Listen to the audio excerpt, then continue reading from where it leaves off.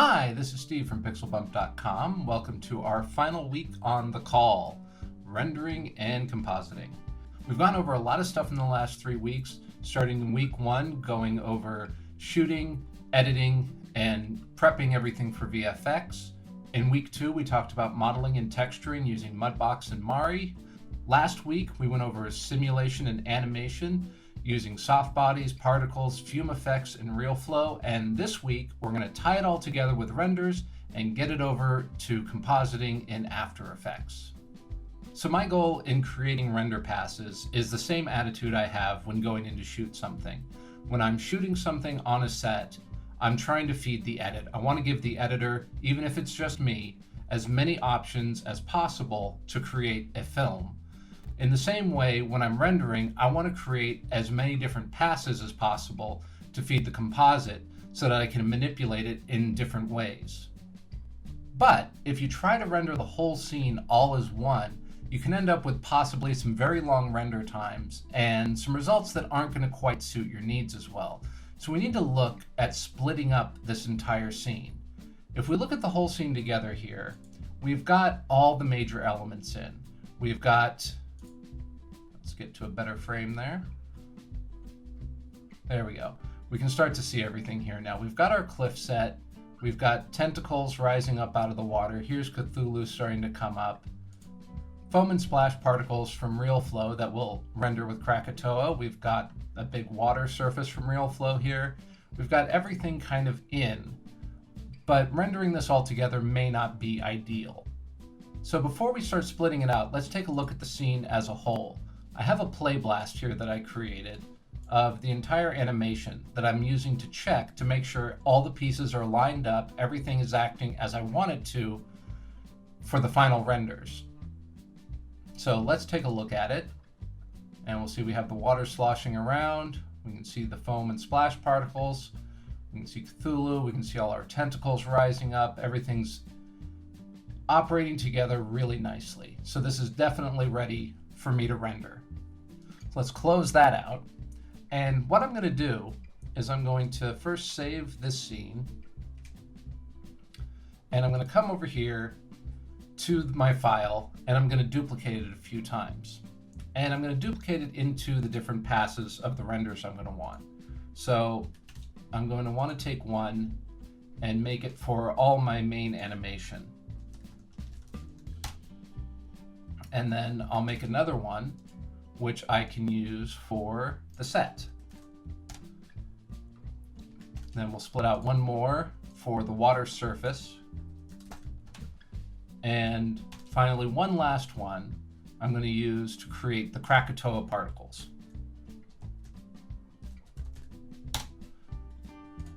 All right, so now we've got 5 versions of the exact same file. So what we need to do now is go in and modify them so each one is optimized for that specific render.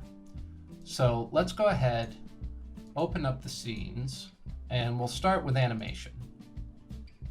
And right now, it should look like nothing has really changed. This is still all the same stuff. It's a duplicate of that file. But I know I'm not going to need my Krakatoa particles for this because I'm not going to be a renderer. So I'll go ahead and delete those out. Now, everything else in here is actually going to be necessary on some level or another. So I've got my geo here for Cthulhu and his wings. Those have all been shaded with materials from the Arnold renderer that you may remember from week 2. So if I look at the Cthulhu model here, if I look at here we go. If I look at my Cthulhu skin here and come over to my attribute editor, you'll see it's my same AI standard that we set up before. It's got the same subsurface scattering on it. Everything is exactly as we had left it from week 2. And the same goes for everything else in the scene, the cliff, the trees, the tentacles, etc. But now I want to go ahead and take this RealFlow mesh, and I want to take my cliff, and I'm going to go ahead and create a new material here. And I'm going to come to Arnold, and I'm going to make an AI standard, and I'm going to call this my matte.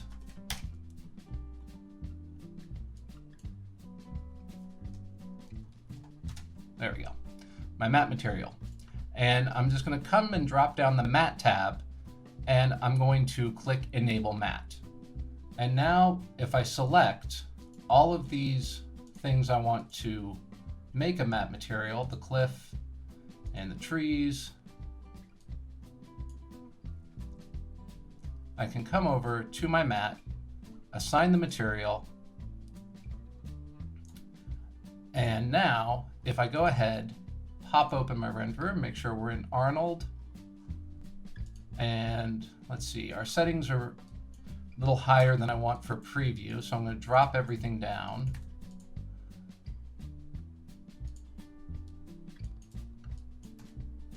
All right, there we go. That should get us a pretty quick preview. And I'm going to open up the IPR.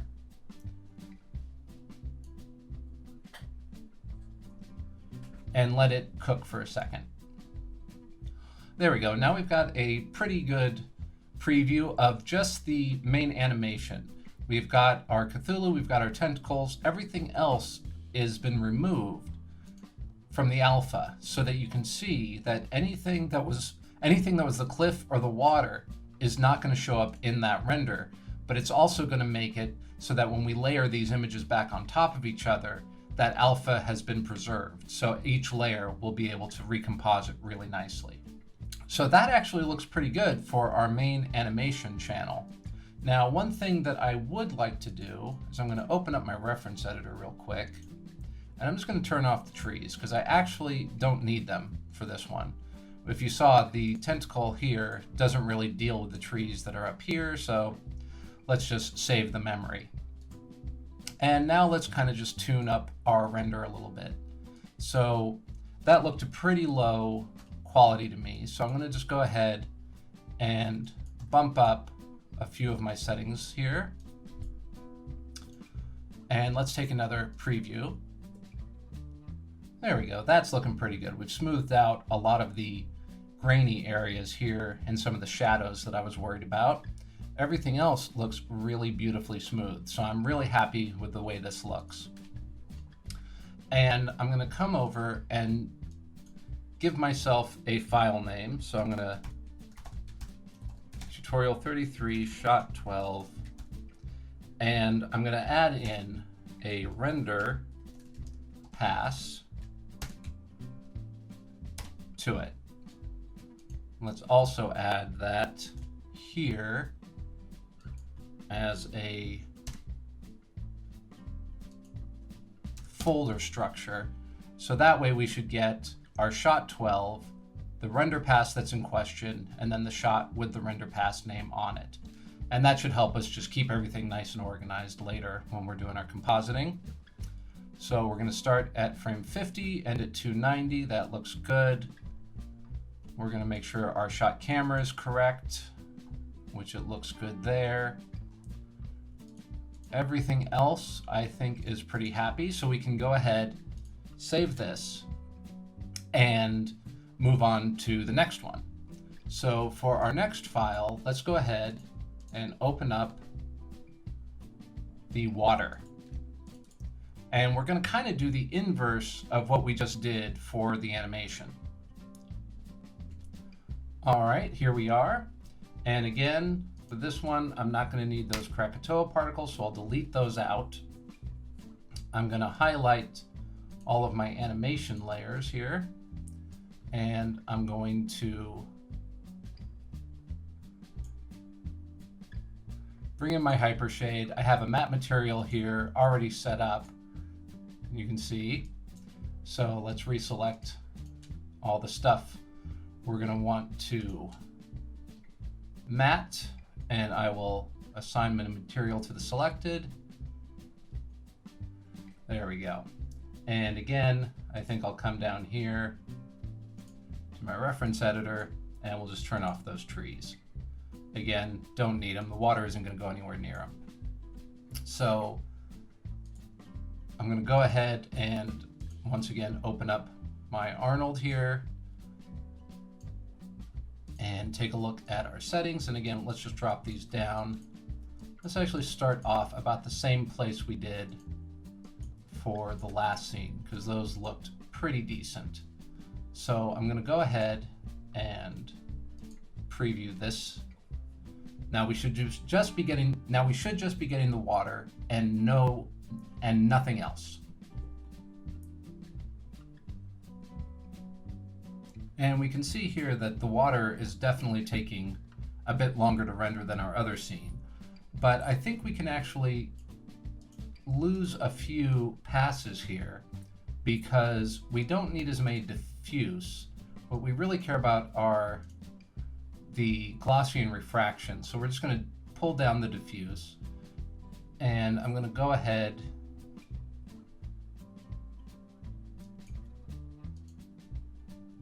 let's try that. Let's try 1 sample of glossy so it has some specularity and 2 of refraction, so that the water should render a little nicer and also hopefully be a little quicker. So we'll do another preview. Okay, so we're seeing enough here in the areas that are kind of fully rendered to see that the amount of anti-aliasing is looking good. It's looking fairly smooth.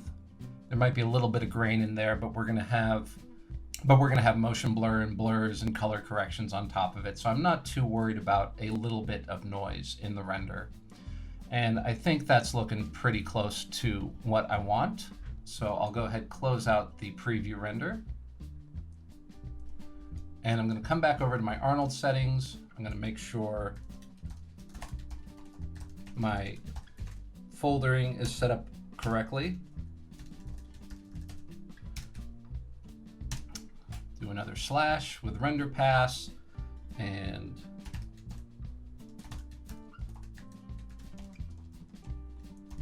shot 12 and render pass.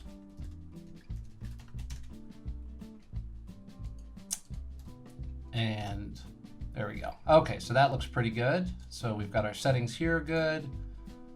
That looks fine. Let's look at our AOVs, and we've got our Z depth. We've got an indirect specular, a direct specular, and a subsurface.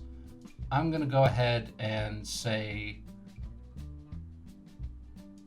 that I would also like to add a direct diffuse.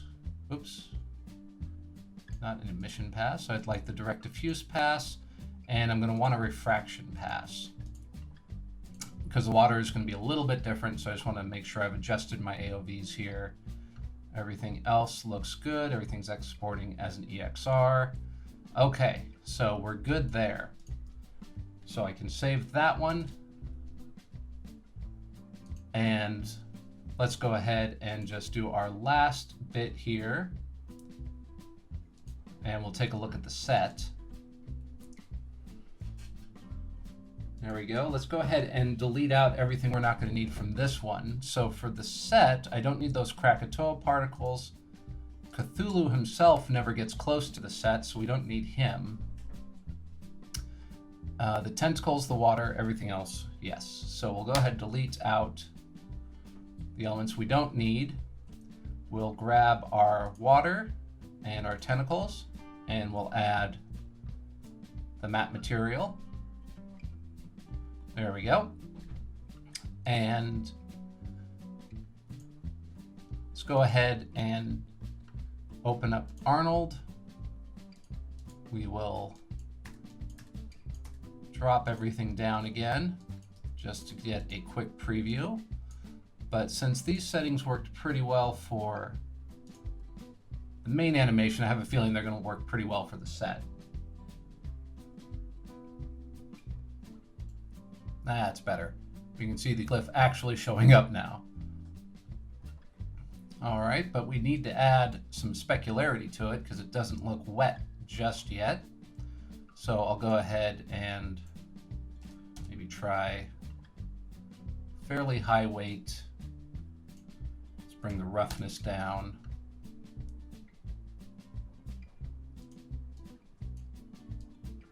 And do 0.1 Fresnel. It's looking close, maybe a little too specular, so let's drop that down to half.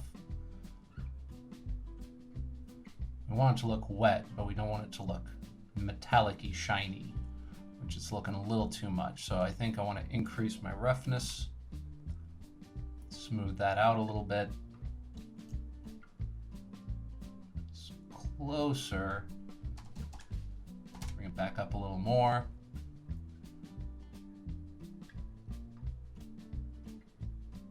There we go. All right, so that's looking pretty good.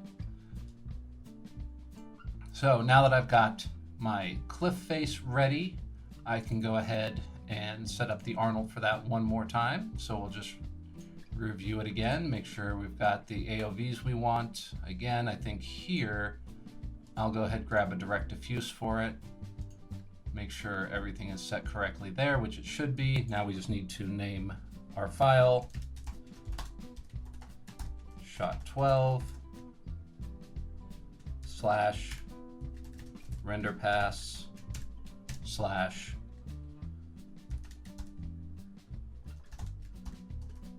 shot 12 render pass.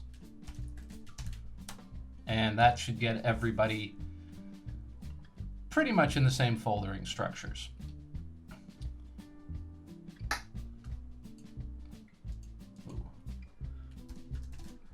Just fix that. I want to make sure that each of these folders, main folder, is set to something different. Otherwise, it's just going to keep rewriting over itself. So I'll set that one to set. Need to go back, change the animation and the water file so those have a different main folder as well. So that was a good catch, that if we had not done, we would have just overwrote everything with the next rendering that we did. And that would set us back quite a bit. So that's a good fix to catch. So the last thing I need to set up for my rendering is my Krakatoa. And as you can imagine in this one, this is the one we do not want to delete our particles out of. This is the one where we're going to keep them all. But again, for this one, I'll open up my reference editor real quick. And I'm just going to get rid of those trees, because again, nothing's going to interact with them, so I don't need them. Now, let's go ahead, open up our scene here, and let's switch over to Krakatoa Renderer. And you'll see that whereas Mental Ray, Maya Software, or Arnold has a lot of tabs, Krakatoa just has this one. And this is where everything's going to get done. So let's go ahead and just take a quick look at what we're going to get. All right, so just out of the box, our Krakatoa particles are showing up. They're rendering, but they look really bad. Nothing that you would really want to call done. So let's take a look at some of our options here and see what we can do to make this look better. So when I'm dealing with Krakatoa, this is really the lighting and drawing density and filtering is really where I live and breathe. We've got a bunch of different options here, and on the whole, this is a good place to start. Now, it's not giving us the result that we want, but we do want to keep it bicubic. If we went to nearest, everything would be drawn without anti-aliasing. Bilinear gives us an extra option for the self-shadow, but I'm not really concerned about that. Bilinear here is going to give us a little bit more to work with. If we switch over to bicubic, we lose an option there. So these three options end up giving us most of what we want out of our look. So for the density, I'm going to go ahead and leave that for where it is right now at 5. And I'll leave my final pass where it is on the filter size. But the exponent, I'm going to come in and take this down a little bit. And what you can think of is density and exponent are kind of work in conjunction to fill in the amount of density of the particles. So what I'm actually doing is trying to bring down a little bit of the density here. So I'm going to go ahead, let's save that and do another render. All right, there we go. So you can see what it did is kind of smoothed everything out a little bit. We lost density here, but it got smoother looking, which is what I want. I don't want the particles to necessarily look like they're all separate from each other. As much as possible, I want them to kind of start creating a surface. So that's looking pretty good. The next thing I want to deal with is our motion blur. And so I'm going to go ahead and enable the motion blur. Let's start at 8 segments, and a shutter degree of 180 degrees is good. And let's do our first try without jittered motion blur on, just to see what it looks like. So let's save, and I'm going to go ahead and render it again. All right, so now we've got our motion blur in here as well. And if we kind of go back and forth between it, you can see the motion blur is working, but in some areas it really reduces the amount of volume of particles that we have. So there's 2 ways to kind of deal with that. The first is let's try turning on jittered motion blur, see if that's going to make it look any better. So save, let's save that image, and we'll render it again. Okay, so let's take a look at the difference here between the two, and it's not giving us much of a difference. So I'll turn that back off, and we're going to deal with that in a different way. But the first thing I want to do before we start dealing with that is deal with our matte layers for Krakatoa. Right now you can see that we should be seeing more through here. The top of Cthulhu's head should be very visible, but we can see we're seeing the particles behind it. We don't have any matte channels set up yet. So how do we set that up here? Unlike Arnold, we don't use a material. There's a matte objects tab just below motion blur. So what I want to do is come in and grab all of my matte objects. So I'm going to grab all of the geometry that I want to tag. I need Cthulhu. I need all the different meshes for the tentacles and the real flow mesh and my cliff set. And with all of those selected now, I'm going to go ahead and tag selected objects as matte. So I click that. I'm going to enable matte objects. And now if I open up my renderer, let's go ahead and save our version before, and we'll go ahead and render it again.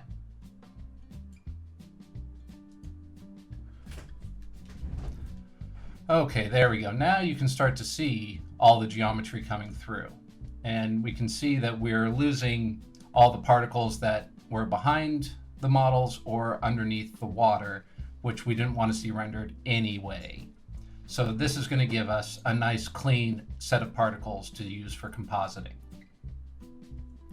But we still need to figure out a little bit of the look. And since the jittering of the motion blur wasn't really help filling in some of these areas, what I think we're going to do instead is close that out and save the file. What I think we'll do instead is use we're going to do a PRT partition. And what this does is takes your particles, and here I will go ahead and say add both to this, and scene range is fine. So we're going to save it out to our folder, and there's going to be a new folder called PRT. And what we're going to do is effectively double, triple, quadruple the amount of particles we have in the scene. Right now we've got about 16 million, so maybe something closer to 50 would work better. So let's try 3 partitions. And we're going to increment the emission random seed, so it's going to go ahead and move them around a little bit. let's go ahead, randomize the position, and we'll randomize the velocity. And let's take a look down here. Everything else looks pretty good. So I'm going to go ahead, save all these new particles to PRT files. Now this is going to take a little bit of time. If you already have a fair number of particles, this can be an overnight kind of thing. When I did the shot where we're looking down on the water and you see it crashing underneath, I did 5 partitions and it took about 8 hours. So I would expect this to be about a 4 or 5 hour process. So I'm going to go ahead and do that. And then as soon as it's done, we'll come back and I will bring the particles all back in. So see you in a bit.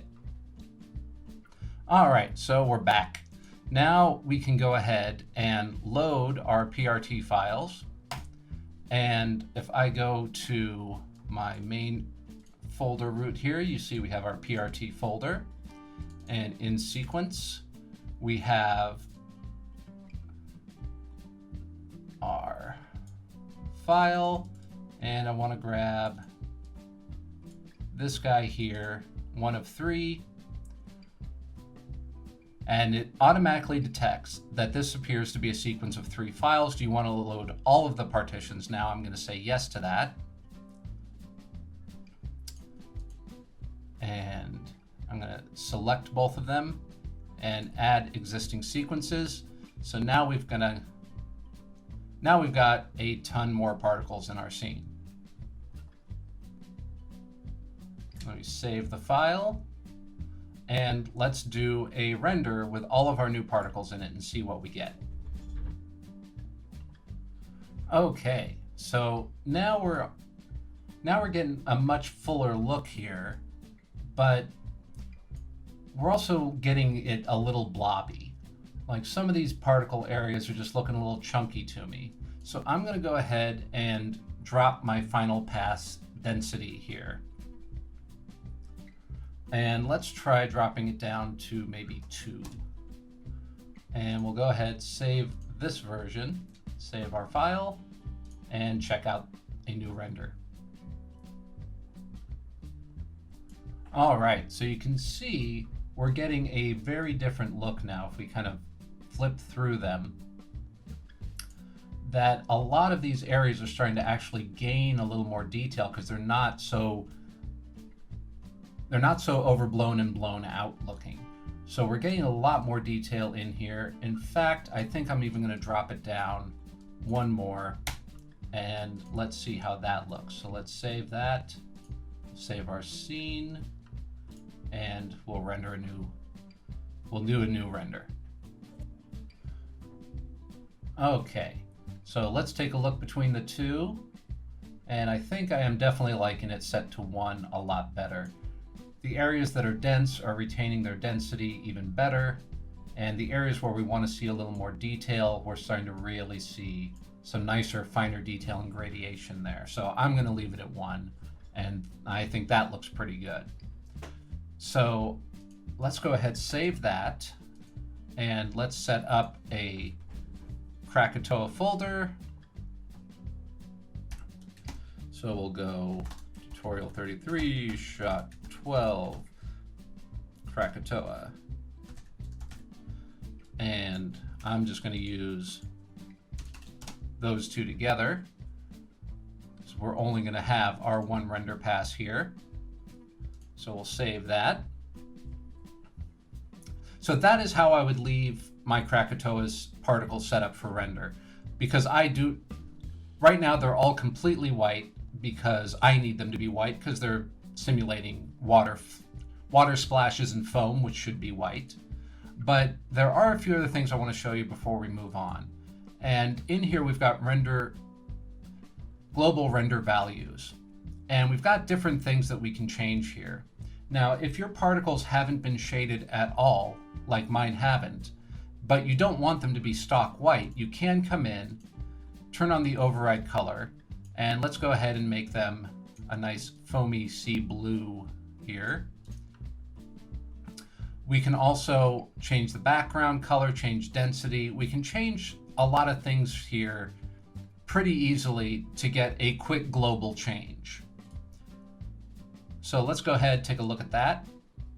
All right, so now you can see we've got a nice pretty blue tint to our particles, and it just took a little bit of override here. So shading particles is a lot more in depth. You can either shade them through the particle colors that you give them in Maya, or you can come into Magma, but that's a lot more advanced than we want to get right now. I just kind of wanted to give you the overview of how to get your particles out of Krakatoa looking pretty good for your composite. So all these advanced features of Krakatoa will unfortunately have to wait for another day. So let's get all these files rendered, and then we'll head over to After Effects and do some compositing. All right, so we're back here in After Effects now. I've got my original green screen plate, and I've got a folder of all the different renders we've done. So I've got my Krakatoa render here. I've got the water mesh from RealFlow rendered.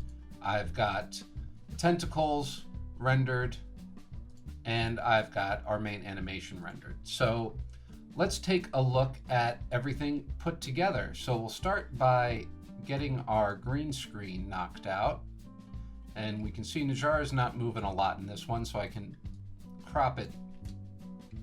So I can crop it pretty closely here.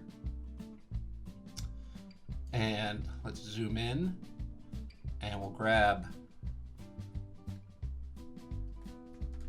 a reduce noise on it. We'll auto profile, auto fine tune, and then we'll grab key light. Select our background, and we'll look at the combine matte. And we'll just make sure that everything looks pretty good. All right, so we'll go back to our final result, and we'll scale this down quite a bit. I'm not sure exactly how much yet, because the first thing we'll need to do is come in here and grab our beauty pass of the set. So here's the set that we're going to want to put her on. Right now she's the size of Cthulhu, so definitely going to be smaller than that. And let's grab our main tentacle that's going to go over top of her. There we go. We'll put that below the set. So there's where she's going to sit, right there. So let's go ahead, grab this shot, we'll drop it below the tentacle, and we'll scale it down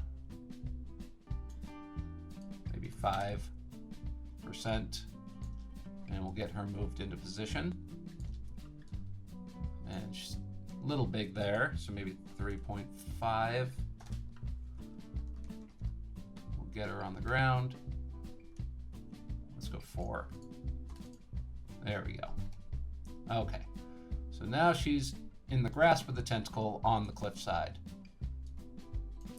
And let's start just by layering in the base of each of these animations so we can just kind of see everything put together. So we'll need the water beauty pass on top. Let's go to frame 1 there. There we go. A little easier to see. And let's grab the first of the animation passes. Drop that in. And let's grab a fog pass, go over the top, and we will grab our Krakatoa pass and put that just above the water. There we go. So now we've got at least an initial pass in of everything. And we need our sky background. So I'm just going to grab my sky image. There we go. And I'll scale it up just a little bit and position it until I find something I like. Somewhere around there is looking pretty good. All right, so now that everything's kind of in, we can start genuinely compositing this thing. if we kind of scrub forward, we'll see that all the elements are here, but it's not really looking great yet. But that's what compositing's for, right? So let's jump back here. And the first thing I want to do is address this background here with the clouds. And the first thing I'm going to do is throw a shine layer on it. And the reason I want to do this is I want to get some rays coming down, but I don't want to lose it completely. Plus, I'm also going to use a little bit of the color. And if I come down to colorize, we can look at some different options. I just want to get some warmer colors in there, help build it out. And bring up my shimmer a little bit. I'll start seeing a little more of those rays, which I like. There we go. And I'd like to correct this just a little more. Maybe just pull out some more of those blues. And maybe bring up more of those reds. There we go, kind of a blood sky. There we go, it's a little more interesting looking now. I have the before and the after. And let's go ahead and just give this a little bit of an S-curve. Just darken it, give it a little more contrast. There we go. Now, I do want to have a bit of a fade off between the sky and the ground. So I'm just going to go ahead, make a black solid, and I will bring it just below that and feather it.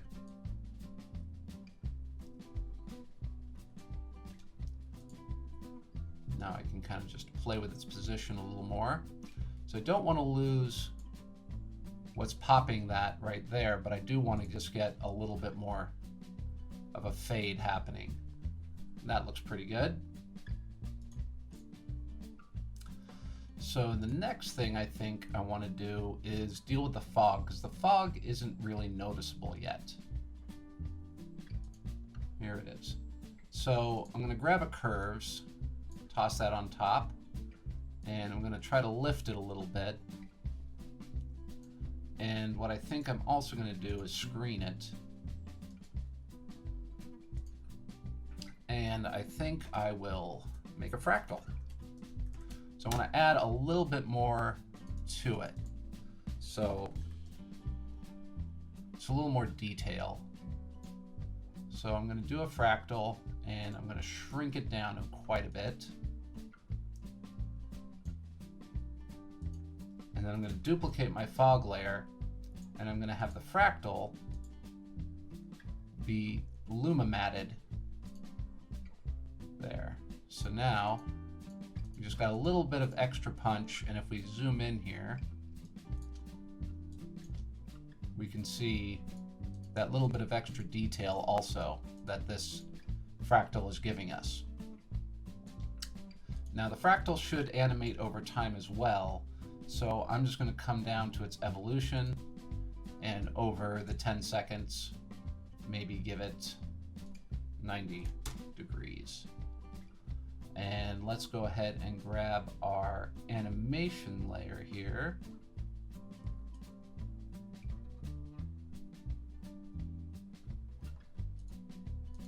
I think is, where is it? Here we go. And we'll just put this over top of everything. There we go. That's better. Although I do want that fog to live above that. There we go. So I'd like to see that little bit of fog over the top of that tentacle. All right, so we're starting to get somewhere.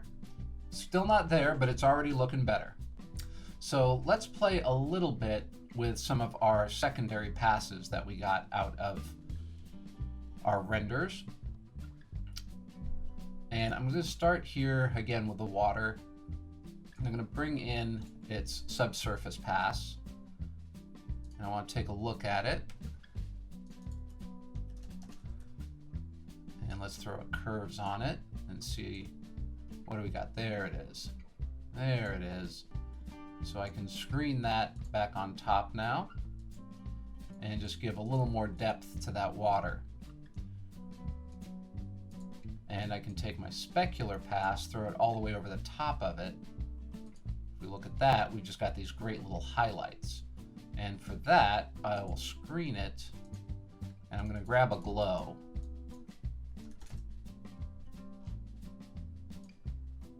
And put it on top. And what I want to do is just kind of get it to haze just a little bit. So I'll bring down the threshold until I start to see it really start to affect it. Maybe bring out the radius a little bit, bring up the intensity, and there we go. Now you can see the difference that that's having. It's just giving a lot more life to that water, a lot more nice bounced light. And since that worked pretty well for the water, let's go ahead and try that with our animation pass as well. So I'll grab a specular pass, and let's see, do we have enough in the specular pass to use it? I'm gonna grab another curves here. There we go. There's not really much. Oh, this is the subsurface pass. Yes, I do want to keep that fairly light. Screen that back on. And let's go ahead and pull some of that red out. Maybe pump up some green in it. There we go. That's looking better.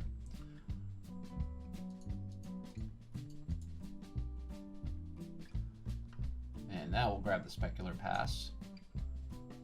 There we go. And we'll do the same effect to that. Throw a glow on top of it. Bring down that threshold. Increase the radius. There we go. Just a little bit more. It's kind of a balancing act. I don't want this too hot, but I'd like to see a little more on these tentacles. So let's go ahead and see how that's going to come together. All right, that helps give a little more interest to those tentacles there. And we do have one more layer for Cthulhu here, which is his glow layer, which is something we talked a little bit about. So I'm going to go ahead and I'm going to throw the glow layer on top. And all that is if you remember back in Mari, we talked about exporting different layers so we could render just those tattoos and effects. And so I have that here, and I'm going to go ahead and throw a glow onto it. And once again, just want to make sure we're not blowing everything out too much. But I definitely want to see some energy coming from that. So I'll screen that back over. And now we can tune that in the main image.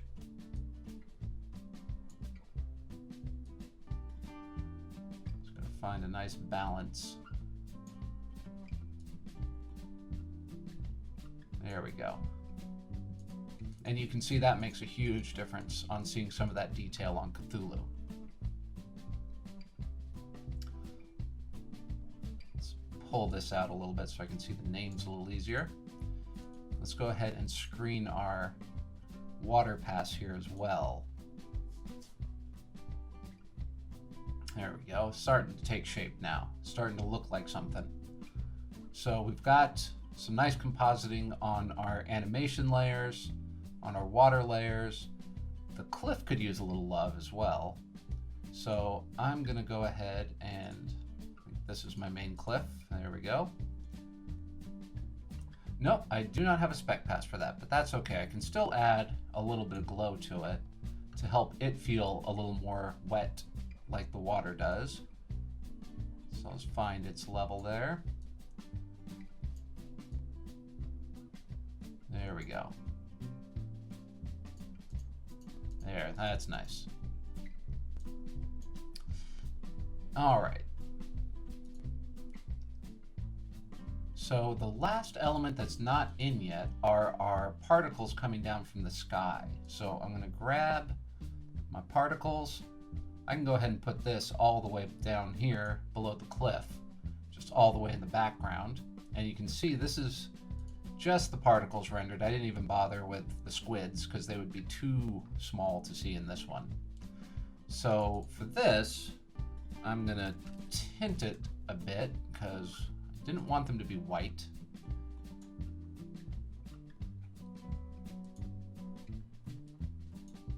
I'll give them a nice yellowish, orangish kind of color and warm them up. And then I'm going to grab a star glow. Drop that on top. And we'll go down to the pre-process and start pulling down that threshold until we start seeing a little more of the effect. Maybe we'll boost the light up a little bit. There we go. All right, we're starting to see it, but it's a little too big right now. So I'm going to first come over to my color map, and I'm going to get rid of some of that green, maybe reintroduce more of the reds, which I like. And here,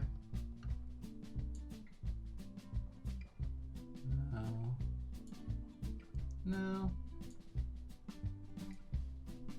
Let's try some different color combinations, see if I can find something that's working for me.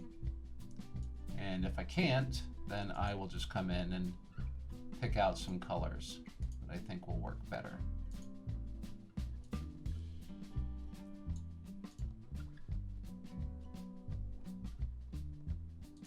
That's a little too much. There we go. That's looking pretty good. All right, so I want to take down the length on this because it's just too heavy.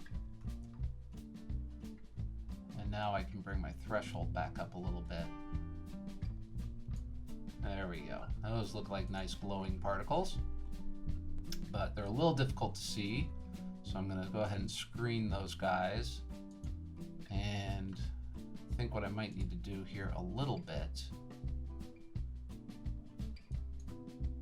is let's grab this mask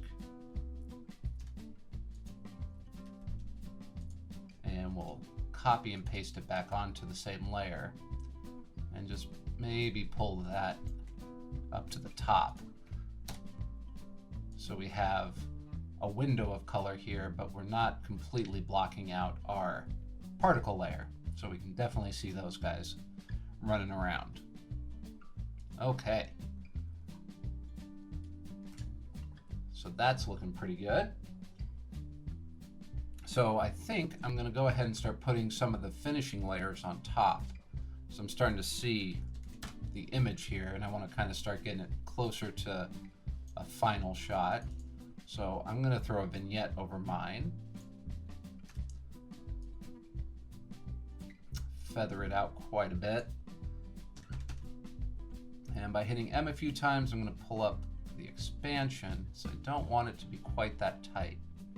I'm going to push it out to the edges a little more, just so we don't lose too much of the animation. And let's also throw on top color correction layer here.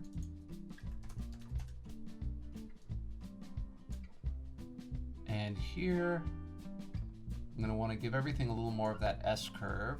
Just kind of tie it together a little more. And I think I'm going to pull out just a little bit of that red. We do want this to look nighttime at sea. So I think maybe we went a little too overboard with the reds. Just kind of shift it a little bit. Bring out more of those nighttime ocean colors.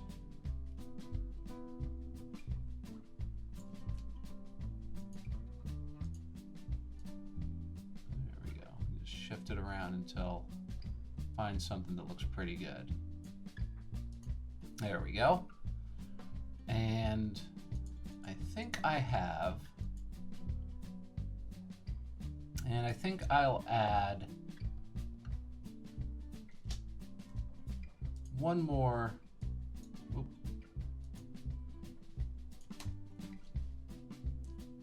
A depth layer here, or a blur. And I'm going to go ahead and kind of select the area I want focused on. Subtract that, we'll feather it out. And let me grab a fast blur here.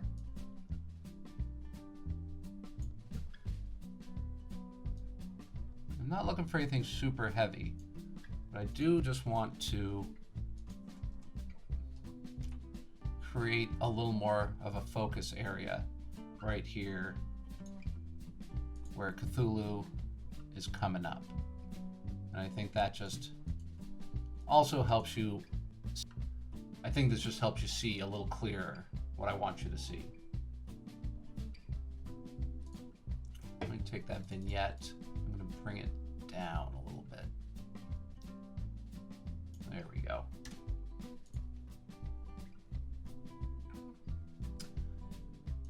Now I think this also could use a secondary motion pass for it.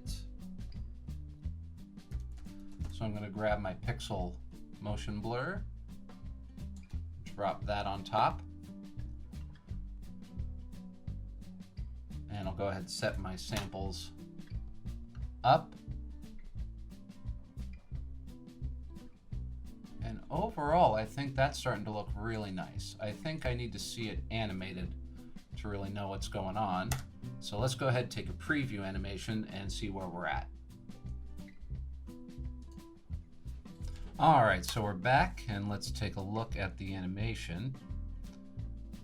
And I think we're a little too heavy on the star glow in the sky, and maybe just a little too heavy on the glow for the main animation. When that tentacle comes into foreground, it's just looking a little too soft for me. So I'm going to go ahead and just make those changes.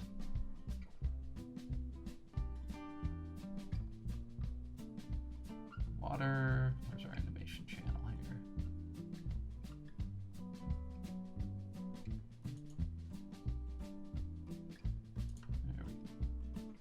here? Here we go. Let's bring it up in the foreground so I can just kind of see here, and we'll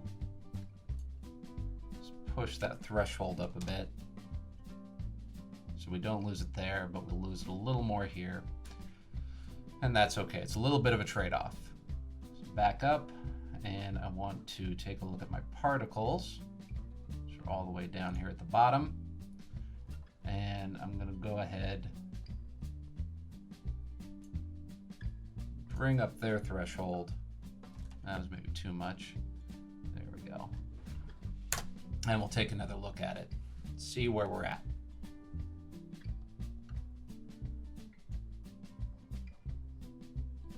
All right, let's take a look here. I think the glow on the tentacles is looking a lot better already. See that final one comes up. Yeah, it's got a sheen, but it doesn't feel like it's blurring out. I think we might still be a little too heavy on the star glow. So what I think I'm going to do for that is I'm just going to take its opacity down about half and see what that looks like.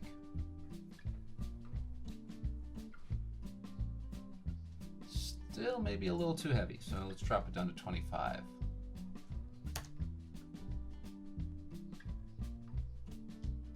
There we go, that's looking correct. All right, let's preview this to the end, make sure there's nothing else we want to fix.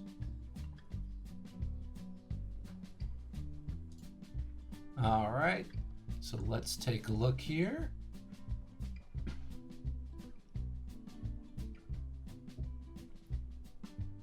And I think that's looking pretty good. I think I'm pretty happy with everything. So I think, you know what that means? I think that means we did it, everybody. We made it all the way to the end of this one. I think you should all be singing "We Are the Champions" right now, because after 4 weeks, we've finally gotten through this entire massive series of tutorials on the entire pipeline of what it took to make a VFX short film. I want to thank everybody for watching and for your comments and feedback during this whole process. I hope you've learned as much as I did. I hope you've learned something that you can use in your work.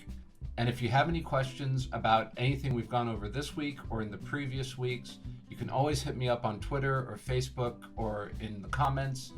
And if you want to keep learning, we have more great tutorials and assets for you to use in your work over at PixelBump.com. Thank you again for watching. Go and create.